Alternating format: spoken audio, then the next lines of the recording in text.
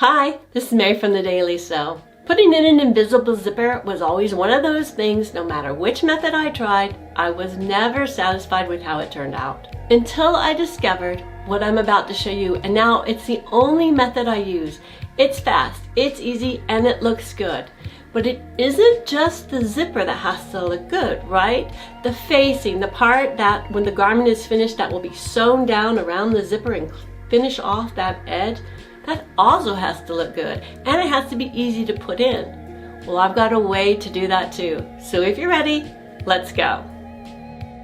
This is an invisible zipper, also known as a concealed zipper. They're called invisible or concealed because they seem to disappear when they are sewn into a garment. This is an all-purpose zipper. It does not disappear. Invisible zippers are a popular choice for home garment sewing. The clever design of the invisible zipper's teeth means you sew it only to the seam allowance and not to the garment.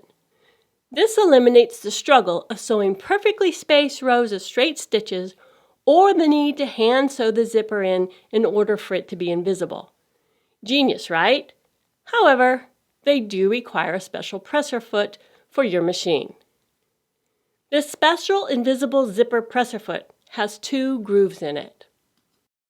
The teeth of the zipper slip under one groove or the other as you sew, depending on which side of the zipper you're sewing. And the groove rolls and holds the zipper teeth out of the way so the needle can stitch really close to them. You can sew an invisible zipper in with a regular zipper foot, but it isn't ideal because it isn't as neat. And you have to have a narrow zipper foot. Not all zipper feet are designed the same. I am going to show you how to sew an invisible zipper in with a standard narrow zipper foot. So if that's all you have, be sure to stay tuned.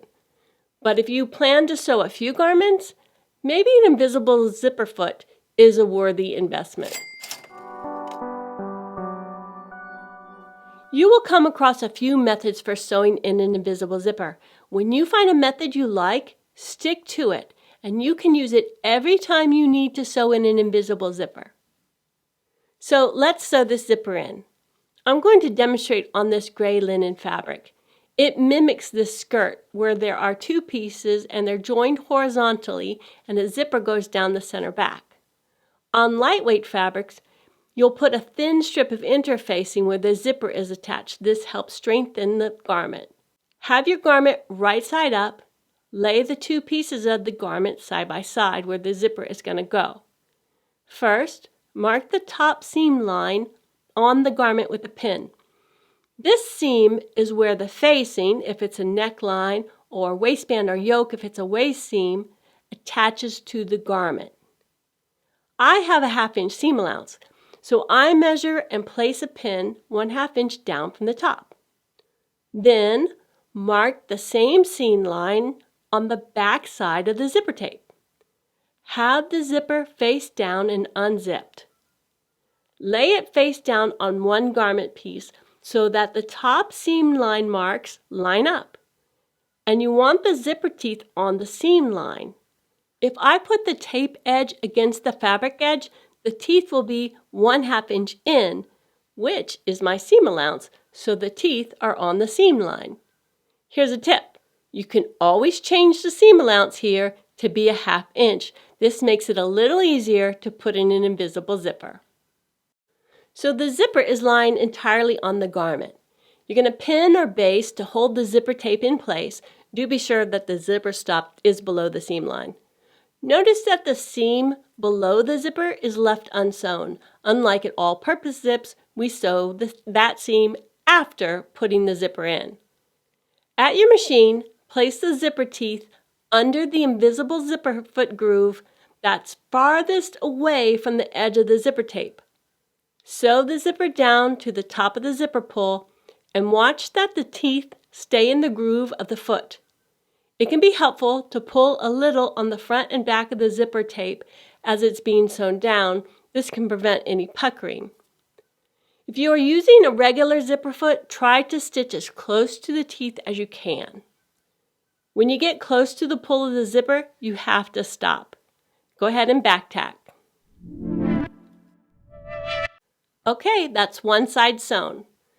If the zipper crossed over any seam, you need to mark where it crossed on the zipper tape. Now you can line up the unattached side of the zipper to match the attached side. Because you want that seam to line up when you close the zipper, it really helps make that zipper disappear. Unzip the zipper and pin the loose edge to the garment, right sides touching. Line up the marks you made.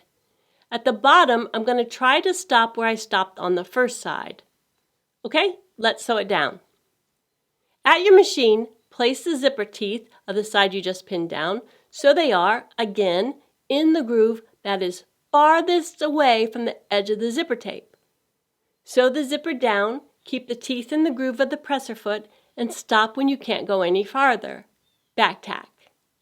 Be aware that as you sew, the bulk of the garment can pull it down and get your stuff out of alignment when you're sewing in the zipper. So shift the garment as you sew it so it is supported by the table and not hanging off of the table. Zip is in. Let's zip it up. It's pretty invisible. Not much of the zipper shows at all. As a comparison, this is the invisible zipper I sewed in with the standard zipper foot. You can see more of the zipper because I couldn't sew as close to the teeth. But with some manual manipulation, you could probably press the fabric to cover it more. However, I think when the garment is stretched, it's going to show. The specialized foot really does do a neater job of it. Now, time to close up the seam. Get the end of the zipper out of your way and line up the garment below it to pin the seam for sewing. Switch to a standard zipper foot. It allows you to get very close to that bulky zipper right at the zipper's base. You want to try to start stitching at the end of your zipper stitches. After you clear the zipper's base, you can continue sewing or stop and switch to a standard presser foot to sew the seam closed. Now that's how you put in the zipper. Note, it can be a little tight where it crosses over any seams. But a flat sample doesn't tell you the whole story, so I need to show you one more thing that will really make invisible zippers easy for you. So a garment will have a facing to finish this top edge, whether this is a waist seam or a neck seam. The facing will be sewn across this edge and flipped to the inside and needs to be cleanly finished around the zipper without getting in the way. So let me show you how to put in the facing. This is a skirt with an invisible zipper. Remember, the method is the same for a pair of pants or a dress or a top with a neck facing. I still have to attach the facing here.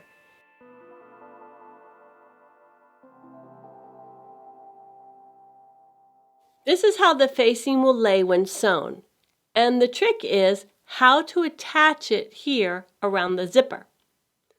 First, trim off half of your seam allowance from the short edge of the facing. My seam allowance is a 1/2 inch, so I will trim off 1/4 inch. Pin the short end of the facing to the zipper seam. Right sides together are touching. Just the short ends get pinned to the garment. And using a standard zipper foot, you're going to sew the facing to the garment through the zipper tape. I've sewn down the facing.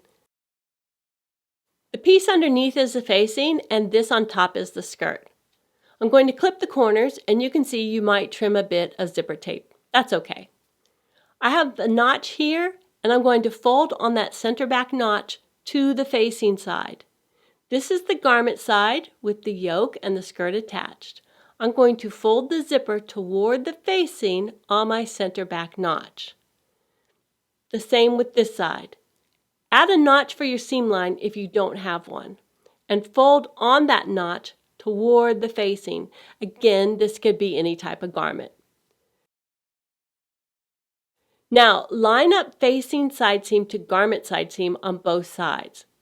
Clip the corners of your seam allowance to reduce bulk, and pin center front to center front. Pin it all down and sew the facing to the garment. The facing is sewn onto the skirt. You're going to clip the corners to reduce bulk, and you're probably going to have to understitch, which has nothing to do with zippers. Understitching means you sew the seam allowances down to the facing. So you iron both seam allowances toward the facing and you stitch it down. But when you use this technique, you're not going to be able to stitch all the way in the corner. You just have to get as close as you can to that corner, and that is fine. After understitching, you'll flip it right side out. Using a point turner or something not sharp, poke the corners out and press. Finish the garment as per instructions. And there's the zipper and facing. So you see, putting in an invisible zipper is almost easier than putting in an all-purpose zipper. You don't have to sew any visible stitching. It really disappears. You've learned how to line them up there, and you've learned even how to put in the facing on the garment.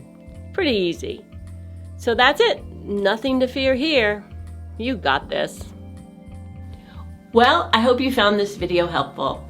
If you have any questions about this, please put it in the comments below and I'll be sure to reply. And if you're curious about how to put in a zipper by hand, you can watch that video here on the Daily Sew. Thank you so much for watching. Goodbye.